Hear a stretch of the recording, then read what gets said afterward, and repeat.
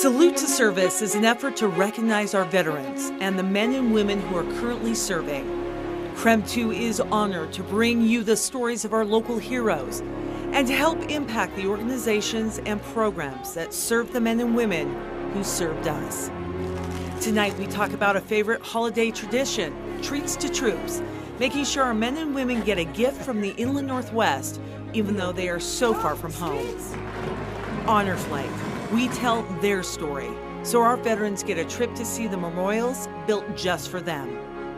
And we also learn about a new program that helps the Spokane Veterans Home provide music and memories for our veterans. Salute to Service is for all of you that have ever worn the uniform and those who continue to wear it proudly. Well, good evening, everyone, and thank you for being with us on this Veterans Day. It is a special day here in downtown Spokane. I'm Laura Papetti, along with my good friend, Whitney Ward. Yes, we have such an important newscast that we have for you. Lots of good stuff going on. We're going to get right to it, of course, and we are going to start with a check presentation, of course. All of this to help veterans. Specifically, we've got this check. I'm going to do some juggling here and bring it up. Yes, drum roll, please. Laura, you go ahead. No, I'll try to get my arms around this big thing. There we go. $2,000 paid to the Order of Goodwill. This is such a great contribution. It's going to make a big difference. That's right. It is about helping our veterans that are struggling out there. So many dealing with homelessness. So I know, Whitney, you have some friends here from Goodwill. I'll hold this check for you so you can chat with them. Let's come on. So talk to us just a little bit. You got it? Here you go. Yes. Talk to us about what this means and what it enables you guys to do. You know, it's so helpful for us to have these funds that are going to help us serve some veterans. And this will go toward helping things like helping with permit fees, helping people get clothes, helping people get those household items and food for their brand new homes that they haven't had before, and all those things that they really need to get set up, helping with transportation costs and child care, all of that. So this really does go a long way to help us help the men and women who have served us. So we are very excited and we are so thankful for the gift. And this is the kind of donation that is able to be, on the ground, helping literally change lives. You guys get to see it firsthand. We do, and in fact, we served a lot of folks yesterday, and every day we get to see those stories, Michelle and Kat and their staff. So it's fantastic to watch them go from being without a home to being so proud and having a place to live and walking through some of those challenges. And it's so rewarding to get to walk through that with them. Well, thank you for all that you do. Absolutely. Laura? All right. Thank you. And thank you to Goodwill. Thank you, Whitney. Of course, we are down here today celebrating Treats to Troops. It is our effort to make sure that all those deployed with Fairchild Air Force Base get a little bit of the Inland Northwest sent to them in a care package. Just a few items in front of me here that have been donated today, and we are so grateful to everyone who has given. And we are so grateful to one woman from Warden who is crocheting her way into the hearts of all those who serve. Looking back a few months, past the falling leaves and days of rain, we were right in the middle of a dry, hot summer. But at this farm in Warden, Washington, amid the tall flowers, under that perfect sky, a different crop was growing. I get yarn from whatever source I can get yarn from. Surrounded by boxes of multicolored yarn, Pat Rogers works on a distinctly red, white, and blue project. As long as I can do it, I might as well keep doing. Rogers diligently crochets hats for a cold winter ahead. Hundreds of hats that will cover hundreds of heads all around the world. The military is important. It just is. And I know that these young men are over there. Most of them have their hair cut short or their head shaved, and it's cold. And I just figured, well, that's not very much, but it might keep their heads warm. For several years, Pat has crocheted hats that are packaged up and sent to military members deployed overseas with Fairchild Air Force Base. When she learned about the Treats to Troops campaign about 5 years ago, she and her husband Bill traveled down the freeway about 100 miles to deliver a few dozen hats right here at KREM. And that first year I took up about 40. And then I called you and asked you if they wanted them, and you said yes. So that's when I started making them. Because of her generosity, coupled with quick stitching, the majority of the 200 to 300 Treats to Troops boxes are packed with a hat. It may not be regulation style, but they are certainly warm and heartfelt. Men and women stationed across the globe receive something crafted just for them. Oh, sweet. And for some, that means a particle of peace has somehow landed in the middle of a war zone. A long line of service is stitched into the family's fabric, and that close connection to the military is certainly a motivator for the countless hours spent making these Christmas gifts. So on this hot day in summer, while we interviewed Pat inside about her homemade hats, the real mission of the moment pulled up. Oh my word. What in heaven's name?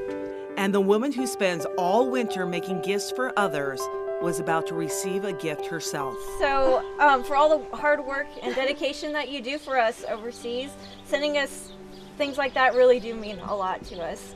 So I have a scarf for you, Thank you. our squadron patch, and also our deployed location patch. So we also wear this as we're flying overseas, and then our squadron coin. Oh. We really do appreciate it. Thank you so much. When Evangeline Avancia was stationed overseas, she received a hat. Now back on American soil, specifically Warden soil, she was getting a chance to say thank you. It really means a lot to us, you know, little things like that, you would be surprised at how much they mean to the troops overseas, and it really does remind us of home and all the people that care about us. The woman that surprises us each year got a big surprise. It's such a little thing for me to do, and it's so easy, and I can just sit and do it. But it really does mean a lot to us. It reminds us of home, and it reminds us that people care about us back home. And it couldn't have been better timed. This year, Pat dealt with a broken back. After months of pain, she had surgery with her family waiting nearby. I remember my one daughter saying, "Mom, you came through surgery, you did fine, you're doing great." And I looked at her and I says, "That's because I'm a tough old biddy, and they have not let me forget it." Yes, tough maybe, but with great softness and kindness, she stitches, one hat at a time, each taking about 90 minutes to 2 hours to complete. And while she'll never meet most of the people who received these Christmas caps, she now knows that they certainly do arrive, and better yet, they do make a difference. And we just want to say thank you again to Pat. We just love her, but we love her husband, Bill, too. We absolutely do. This is a picture of Bill Rogers, his wife, Pat, of course, the one who knits all of those amazing hats. So we want to thank her especially for sharing her story, but really to both of them because it is always teamwork. That's right, and he is one of the veterans we are honoring tonight, so thank you to both of them. Also, we're down here, Treats to Troops. We've been collecting treats all day long. We'll continue to collect them throughout the month, and you can drop them off at Washington Trust Bank branches. But I did want to say a very quick thanks to the spouses group out at Fairchild Air Force Base. I've got a couple of them with me. Hi, Andrea. Hi, Stacy. Thank you. Just very quickly, what does it mean to the men and women to get a package? They really appreciate the support from you guys, and just knowing that our community is there for them during this time when they can't be with their friends and family. So. And you guys do so much work, Stacy. And there's not huge items. They're just little items in the package, but a little thing can mean a lot. It's not what is in the package, it's that thought from home, knowing that the community cares about them, that they're bringing things in, that they are being thought of during that time, and the friends and the family from Fairchild just appreciate it so much. Thank you to the whole group, both of you and the whole group that participate. Again, Treats to Troops, we want you to get involved and make sure that the men and women are being taken care of overseas. And Whitney, it's been a fun day so far, but we have another couple weeks to go on this. We do. We have a lot of work still to do, so we're going to take a quick break. But when we come back, we're going to let you know about this year's honor flight. We're also going to introduce you to Nurse Mary. She was actually the only female veteran who was on this year's Inland Northwest honor flight. Her story is coming up. We'll be right back.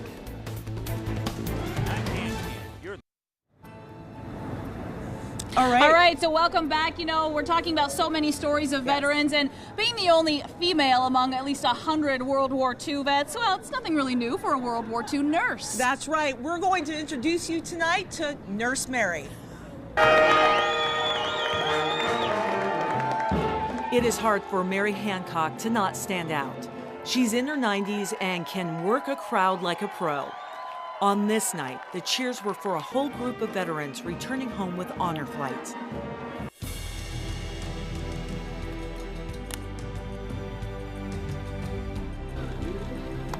Nurse Mary, as we came to call her during that 36-hour trip, was the only female veteran. But being outnumbered was nothing new. We were the first women on that base. I mean, they didn't have any other women on there. Thousands of men.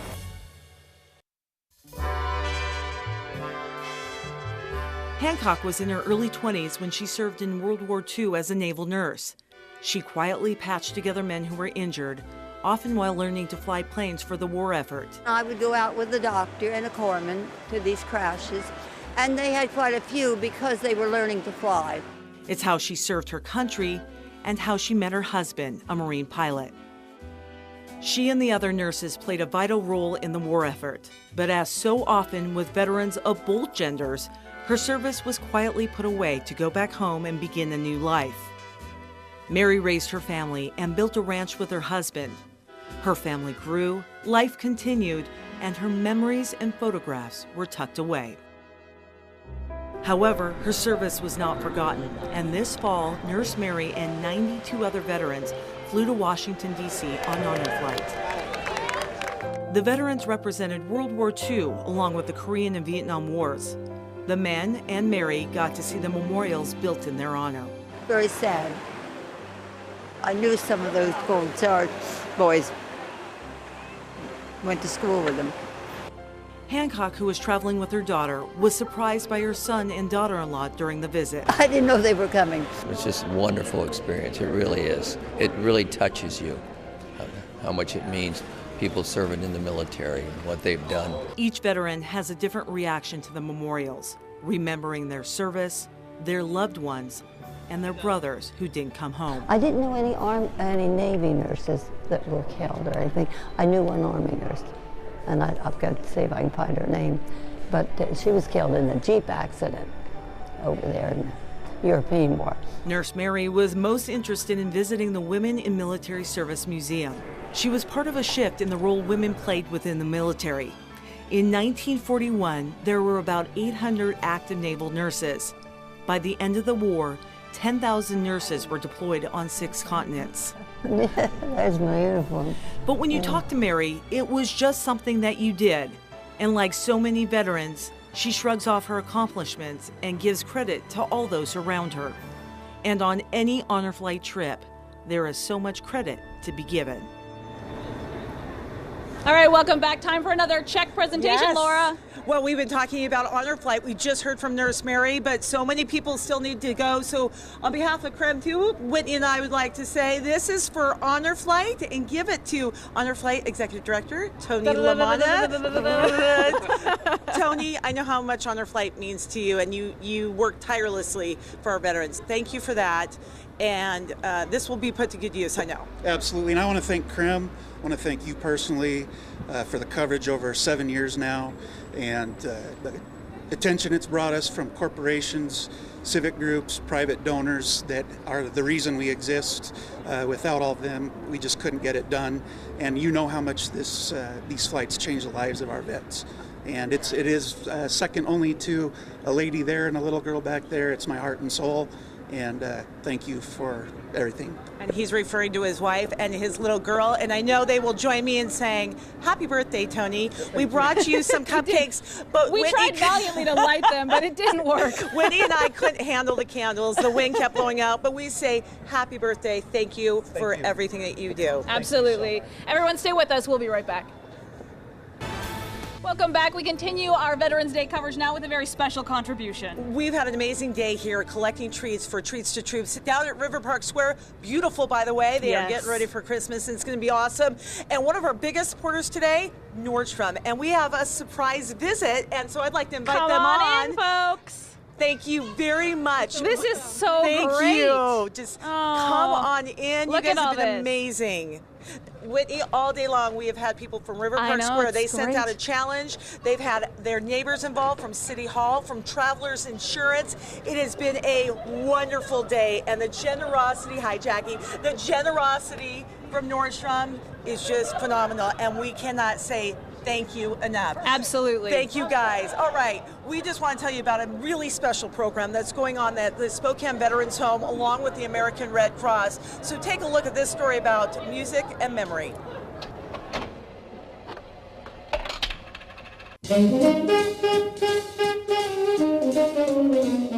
Music can entertain, soothe, and allow us to travel back to a place in time. I can't seem to get them on. At least that's what it does for World War II veteran Dick Rowe. Yeah, I like Glenn Miller. He was a ace. Before the war, Rowe lived a life of music. I was in a 16-piece orchestra, band, big band. Rowe came back from the war, started a family, and never went back to the band. However, music is still certainly a part of his life. And now at the Spokane Veterans Home, he can let the music take him away. It relaxes me. When I get nervous, it relaxes me. I think it's soothing and relaxing, and so I'm real happy that he has that. Rowe is one of 5 veterans at the home participating in the Music and Memory program.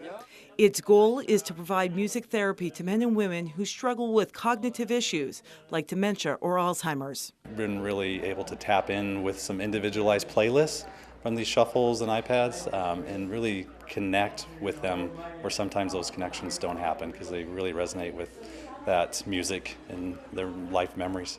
It provides a pathway to the past for Willie Hauser. What song did you guys dance to, do you remember, at your wedding? The program was implemented at the Veterans Home, supported by the American Red Cross and volunteer nursing students.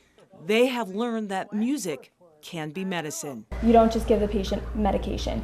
You think of other resources. Who can I contact to support them? And so music is one of those things. It's another resource that you can just add to help cure your patient. It's the extra mile you can go for patients and really helping them connect and live a happier life and kind of, and whatever you can do to make people comfortable and happy, And music's one of those things that really helps accomplish that. How many songs do you have on your iPod?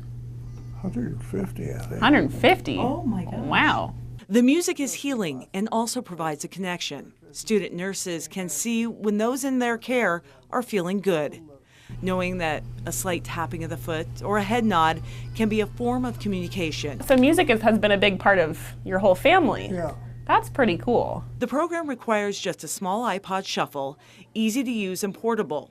It can be loaded with music that's specific to each veteran. For some veterans, those memories can be hard to unlock. Kind of takes you back. Medicine and technology can only do so much. However, the key for some might be just in the music, the tunes of the past, helping them live better here in the present. I think that seeing veterans like this, just really being able to look back and have these really overwhelmingly positive experiences, it's really cool and a reminder that life does go on and you just got to focus on the positive and remember all the good things that have happened. All right, time now for a contribution. Again, this is to the American Red Cross for that music program. Yes. It's so great. Thank you so much. And Megan Snow is joining us with the Red Cross. Megan, this program is so much fun. You have such a heart, I know, for our military members and our veterans. And this program just helps them quality of life. It does. I mean, this is something that the Vets Home brought to us, saying this is something we want to institute. Can you help us? And we're so excited to really get this going to help those veterans just, have a better day every day. I just don't even know if everybody knows all about the Red Cross and what they do all across the board, but including our serving members of the military and veterans. And I just wanted to give this to Megan as well. I was in a charity craps game out at Northern Quest, and even though I was a total loser, they gave $600 to the American Red Cross and our armed services within the American Red Cross. So this is for you, okay? Okay. Just one more example. I just think that this program just is kind of an example of how those little things make such a difference. That's right. All right. All right, thank you very much. Stay with us. We'll be right back. We're checking in with Tom Sherry on the forecast when we come back.